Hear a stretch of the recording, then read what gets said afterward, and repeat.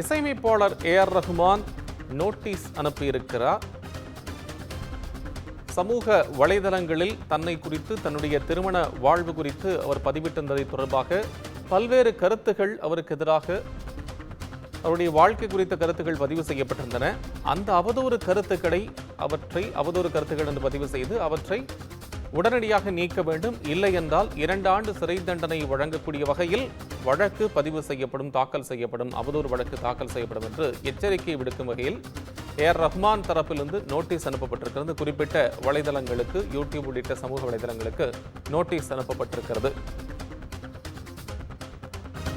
மேலும் கூடுதல் விவரங்களுடன் தலைமை செய்தியாளர் சிவா இணைப்பில். சிவா, இந்த ஏஆர் ரஹ்மான் நோட்டீஸ் அனுப்பியிருப்பதான் நம்ம பார்க்க முடியுது, அதில் என்ன குறிப்பிட்டிருக்கிறது?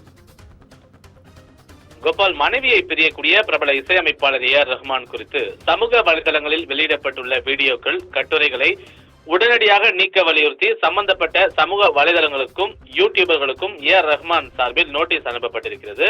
பிரபல இசையமைப்பாளரும் ஆஸ்கர் விருது வென்ற இசையமைப்பாளருமான ஏஆர் ரஹ்மான் கடந்த 1995 ஆண்டு மார்ச் 12ஆம் தேதி சாய்ரா பானுவை திருமணம் செய்து கொண்டார். இவர்களுக்கு 2 மகள்கள், 1 மகன் இருக்கிறார்கள். இந்த நிலையில ஏஆர் ரஹ்மான், சாய்ரா பானு தம்பதியினர் தங்கள் 29 ஆண்டு கால திருமண வாழ்க்கையை முடித்துக் கொண்டு பிரிவதாக அறிவித்திருக்கிறார்கள். இது சம்பந்தமாக ஏஆர் ரஹ்மான் தனது எக்ஸ் தளத்துல அறிவிப்பை வெளியிட்டிருந்தார். அது மட்டுமில்லாமல் ஏஆர் ரஹ்மான் சாய்ரா பானு பிரிவு தொடர்பாக பல்வேறு சமூக வலைதளங்கள்ல ஏஆர் ரஹ்மானுக்கு அவதூறு பரப்பக்கூடிய வகையில் வீடியோக்கள் வெளியிடப்பட்டுள்ளதாகவும் அவற்றை உடனடியாக நீக்க வேண்டும் எனவும் ஏஆர் ரஹ்மான் சார்பில் அவரது வழக்கறிஞர் நர்மதா சம்பத் சம்பந்தப்பட்ட சமூக வலைதளங்களுக்கும் யூடியூபர்களுக்கும் தற்போது ஒரு நோட்டீஸை அனுப்பியிருக்கிறார்.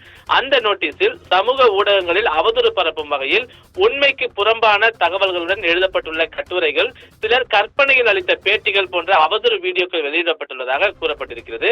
அந்த அவதூறு வீடியோக்கள், கட்டுரைகளை உடனடியாக நீக்காவிட்டால் 2 ஆண்டுகள் வரை சிறை தண்டனை விதிக்க வகை செய்யும் சட்டப்பிரிவுகளின் கீழ் அவதூறு வழக்கு தாக்கல் செய்யப்படும் என அந்த எச்சரிக்கையும் விடுக்கப்பட்டிருக்கிறது. கோபால், அண்மை விவரங்களுக்கு நன்றி சிவா.